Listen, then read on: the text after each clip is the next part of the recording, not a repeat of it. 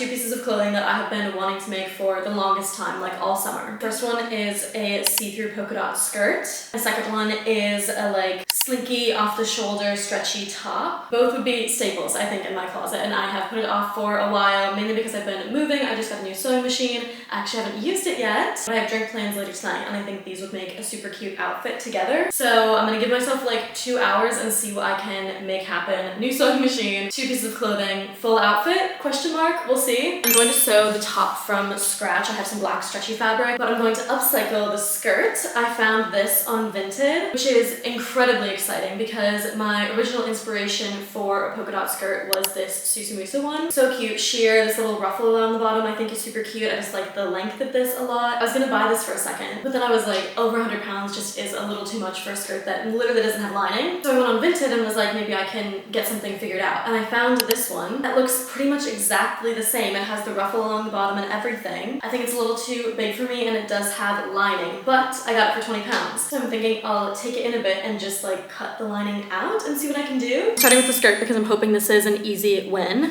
Cute the length is, oh my gosh, I love it. Hack for searching things on Vinted. I went on Vinted and I was like, oh, maybe I can get the same Susamusa skirt but just like used from someone else so it's less expensive. So I type in Susamusa polka dot skirt. This one pops up. It's not from Susamusa. Actually, there's not a tag in it. I don't know where it's from, but someone had tagged it like very similar to the Susamusa skirt. So hot tip, if you're looking for something that's kind of trendy, type exactly what you want to Vinted and you might come across a dupe that you can upcycle, I guess. Okay, so I'm loving the length, loving the size of the polka dots and everything. It is a little bit too big. Need to measure how much to take it in. There's a zipper on one side that I am not gonna mess with at all. I hate working with zippers, so I think I'm just gonna keep that the way it is and bring everything in this side since it's a pretty straight skirt. I don't think that should mess with it too much. So two things to do. I want the lining out and the skirt brought in a bit. I'm gonna start with the lining, which actually looks like it might be a bit finicky to do. There's really no waistband in the skirt. It's just the front and then lining stitched directly to it here. First off, I'm a little bit afraid to seam rip such delicate fabric like this on the front that's very thin, and also just think restitching this might look a little haphazard, but we'll do what we have to do. I'm gonna try a little bit of seam ripping and just see like how it reacts. I have a new seam ripper. Very exciting. It's much longer than my other one, so it feels like substantial and nice. Let's give it a go here. I find seam ripping so satisfying when you can just kind of like open up the seam and tear down inside of it, but this is not the fabric to do that with. I've been a bit silly because I didn't like open this up to see what is going on inside really at all. I started seam ripping and it wasn't coming apart and I was like, why might that be? So I looked inside and it turns out that they serged the lining and the outer shell of the skirt together. So unless I want to like undo all of the serging, which I don't, I basically need to cut the lining out. And I think this might actually work in my favor. It's gonna be not the most like professional job, but if I just cut it really close to the serging, I think all the stitches will stay intact and there just like won't be lining in it anymore. So I guess I'm just gonna hack at it. If I hate it, I can reline it with something else. Okay. Just to be clear, I feel like I have to be like one of those people who's like, I'm not giving medical advice, but like I'm not giving sewing advice. I'm sure that there is a way better way to go about this and much more professional that I am unaware of, and since I'm trying to do this quite quickly,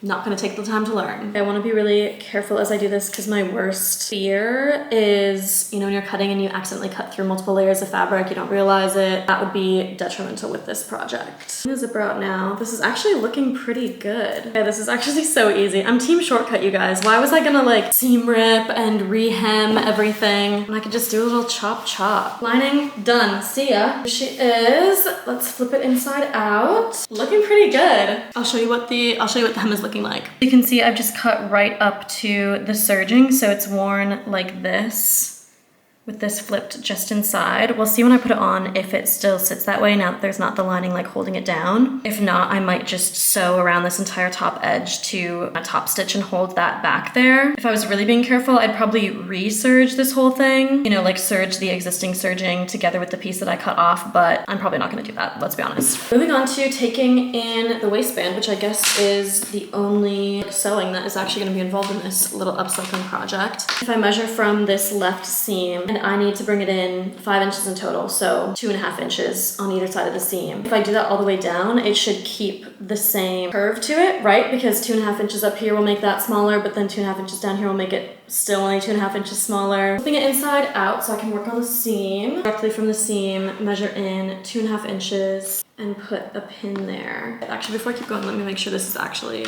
my waist measurement. I think it's working, okay. So I've taken it in 2.5 inches down the whole way, and you can see there is still a bit of a curve to the side of it. As for the ruffle, I didn't really do anything except sandwich that together. I'm going to reserge the inside of this. Serge the inside, as long as I've matched up the ruffle correctly, it shouldn't look that different on the outside and hopefully not be too bunched up. To the sewing machine, this is my first time using it in the new apartment. Ta-da! Actually, my first time setting the sewing machine up, so I have it all plugged in. I have my pedal in a good place. And then I think I need to wind a bobbin. Unless I have a white one going already. Ah, I do.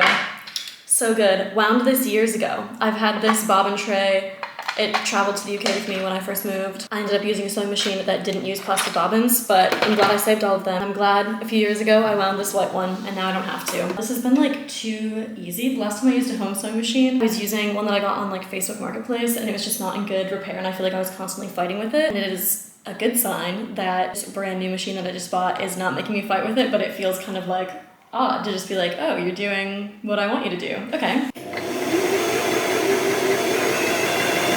Good to me. I'm gonna try it on quick just before I cut it off to make sure I don't need out or want to do anything different with the waist size. I like where this is going, but I think we're a little too tight around the hips. The waist is really high and I want to sit a little bit lower so the skirt's a little lower. And I also feel like having it be like sheer and tight is just a little bit much. Like we need a little bit of movement. So it's a good thing I didn't cut that out yet because I want, I think, a little bit more of an arc down here. But I do really like how the bottom is fitting, so I'm only gonna sew down, I think maybe until like here. I like where it starts, I like where it ends, so I'm going to measure here. It was about 12 inches down, where I think it can go back to the way that it was. I'll do another inch on each side just to give it like some good movement. Let's try this again. I'm going to sew down here and rejoin back with the one I've already made here because I do like how the bottom is fitting. And then I guess I'll seam rip all of this. Really regretting that small stitch because that is going to be a lot of seam ripping. I sewed my new line and then I very carefully seam ripped the old line. It did leave a faint line because this is such thin fabric, but I was worried about holes and not really. I think this is gonna be fine. So yes, that just took a while because I was going very carefully with it, but I tried the skirt on. I'm liking how it's fitting. So I'm going to cut the excess, serge the edges, and we're done, I think. So this is off, so let's go to the serger over here.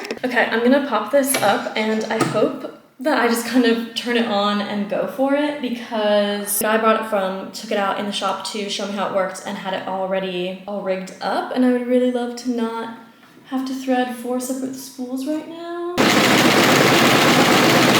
Okay, it sounds quite intense, but it has a chain coming out of it, so I'm going to feed her in, I guess. I tell you what I've looked at. Not a thing in the instruction manual on this. I'm giving absolutely terrible advice right now. It's just, I'm only going down one line, like I don't really want to. On the ins and outs of it right now.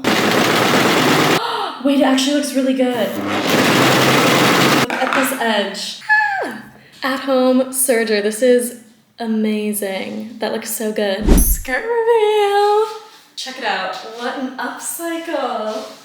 Love the flow. I'm so glad I took the time to get a little bit more movement around the hips. It took a little longer than I expected, so let's move to the top. The top is going to be very simple. It actually has to be, because as I was getting out all my materials, I realized I don't really have anything. So I have fabric, I have a sewing machine. What I do not have, chalk that works on black fabric. Big enough paper that I could like make a pattern piece to cut out, and I also don't have printer paper in our printer because we just got it, so I can't like print out someone else's pattern and tape stuff together. So what I do have is an old Brandy Melville tank top that I like the way it fits. So I'm gonna use this to self-draft a little something here. I'm using stretchy fabric, so I also am glad it's gonna be a bit forgiving. I don't need to do any major tailoring or anything. I'm going to cut 4 of the same pieces, 2 for the front, 2 for the back, so that I can enclose all the seams on the inside of the top. I'm just going to lay out my top and use it as a guide for how wide the pieces should be, and then stop when I get up to the bottom of the armholes because I want to do a way different neckline than I have going here. I want it to be tight to my body but not like pulling, you know what I mean? Just like appropriately fitted. I'm gonna leave quite a bit of seam allowance because this is going to be very simple. If I need to re-sew any of the lines, that's fine, but I just need to like hack out a bit of a shape here, I think. It's about 90 seconds later. I cannot emphasize how unexact this is. So packed around either side, down the bottom, leaving a bit of seam allowance on either edge. I'm gonna make one of my sleeves go more straight up, or armholes, they're not gonna be sleeves. And then one go more to the left, like onto the shoulder. So I cut this up and over, and I made sure that the shoulders are the same width. So this is 3 inches, this is 3 inches. And now I'm going to just cut a big line across to connect them, and that will be the boat neck. This is the final shape. I'm feeling like this is either going to be a disaster, not at all what I want, or actually work surprisingly well. So we've got one shoulder here, one shoulder here. I have 2 pieces because I was cutting folded fabric, and I'm gonna cut out 2 more in the same shape. All right, I've got a stack of 4, all the same here. So to make it a bit more sturdy, I'm going to take 2 pieces at a time, and I'm gonna start by sewing the armholes. So just like this little bit here, I think. The neckline, I need to measure down an armhole here. I usually do mine like 11, 12, 10 inches. I don't know, it's stretchy. I'll do something like that. And then the bottom, because those are all the things that when I flip it right side out, I want to have them already be finished. But I'm gonna leave open the side seams and what will be the armhole openings, because that's how I'm gonna connect everything together. Here's a better look at that. So sewing a line here. Here I went down, I think just past 10 inches. And then instead of measuring over here, I just made it relatively even. I'm gonna sew on there as well and across here. So this part will stay open, this part will stay open, and the side seams will stay open. Bring my machine to a zigzag stitch C, and I'll make it kind of medium, I guess. I made my 2 tops, and I'm gonna do basically the same technique that I feel like I do for all sewing patterns and a lot of the Material Girl patterns, which is turning one of them inside out and placing it inside the other so that I can seam things together, pull it all right side out, and just have no edges on the inside. I did this a lot with like tote bags, and I think it might work well here. So I've got one of my pieces turned right side out, and I'm going to insert it through one of the side seams to get everything all fitted in here. If this works the way that I did, I think this project almost took me less time than upcycling the skirt. All right, home stretch, this should finish it off. I'm going to sew both of the shoulders, one and then the other, and then down one whole side, and then on the other side, I'm going to sew down but leave maybe like a 2-inch hole so that I can pull everything right side out. Moment of truth, I'm pulling it right side out. Okay, this is looking promising. Oh my gosh, it worked. It's cute. Okay, I've been sewing for years, but does anyone else, like, every time you make something and it actually works, you're like so surprised by yourself? So there's just this little hole here that I'm going to turn in on itself, and it would probably look nicer if I hand stitched together, but yet again, we all know I'm not gonna do that. So it's down in the corner. I'm just gonna do a little zigzag stitch to close these 2 inches up, and we'll be done. Not so cute, not so correct, but hopefully it's like scrunched up down here and you don't even notice it. Other than that, it is sewn correctly. It's looking cute. I like the shape of the neckline. The real question is though, does it fit well? So let's try it on. Wow, can't believe I'm a fucking sewing god. The top is even better than I imagined it would be. Let's talk about a few things. I didn't want it overly tight, but I wanted it like fitted. Perfect. It's not pulling anywhere. It almost looks a little bit like drapey here. I really like the way the neckline sits. As you saw, I was just like hacking fabric. I didn't really think about how thick I wanted the sleeves to be, but I feel like it feels substantial. Like I really like the look of that. Oh, it's so fun. And the whole outfit, it just turned out exactly what I was looking for. I did this, wait, let's check the time. A tight 2.5 hours. And she's ready to go out. I got the fit on, I guess, so let's talk styling. Let's try a flat, maybe like scrunched white socks with a black flat shoe. Could be cute. But I'm also thinking about color. Maybe I start with the purse. Black, I feel like, is the obvious way to go. I have this little purse that I stole from my mom, and I think that's quite cute with this. But I also feel like it's the safe choice, right? This one also pretty safe, but at least it has kind of something else going on with it. I'm liking that, but I also think with black and white, it'd be silly not to try a pop of color while you can. And I have not been getting as much use out of this orange purse as I want to be. I brought some shoe options as well. So I have these little black flat Mary Janes, which I feel like would be very cute and just keep the whole thing quite sweet. But you know, I love to do like something sweet and add something kind of clunky on the bottom. So I also have a pair of like grandpa-y tennis shoes and my Hoka Hoparas, which I'm constantly trying to wear with every outfit, and I think that could be quite cute too. I'm actually looking at this white and I don't think I like it with the white on the skirt, so those are out. But let's try one of each of these on and see what we think. Okay, with the purse. I don't know, both cute but kind of different. I don't think this has literally ever happened, but I'm gonna say no to the Hoparas. I think it brings in something else, and I'm kind of into the just like everything being a nice, cute, sweet little piece. So we're going Mary Jane's. Red lip. And final reveal. Oh, this is so fun.